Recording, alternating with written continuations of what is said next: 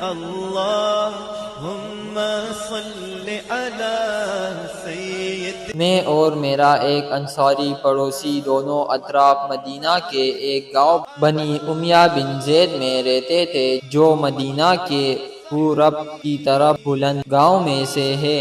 ہم دونوں باری باری ان حضرت صلی اللہ علیہ وسلم کی خدمت میں تشریف میں حاضر ہوا کرتے تھے۔ ایک دن وہ آتا، ایک دن میں آتا۔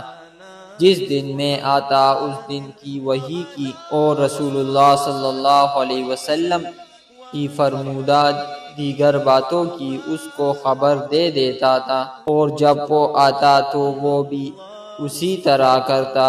تو ایک دن وہ میرا انصاری ساتھی اپنی باری کے روز حاضر خدمت ہوا۔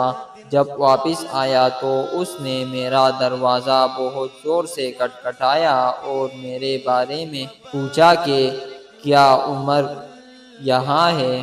میں گھبرا کر اس کے پاس آیا۔ وہ کہنے لگا کہ ایک بڑا معاملہ پیش آ گیا ہے، یعنی رسول اللہ صلی اللہ علیہ وسلم نے اپنی بیویوں کو طلاق دے دی ہے۔ پھر میں اپنی بیٹی حفصہ کے پاس گیا، وہ رو رہی تھی۔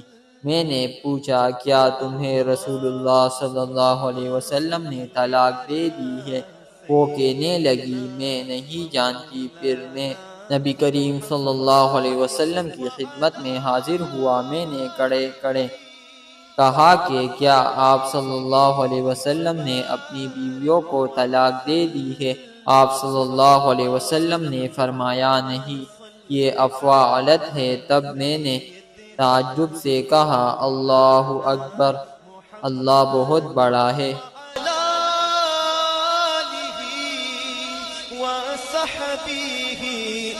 صحیح بخاری حدیث نمبر 89۔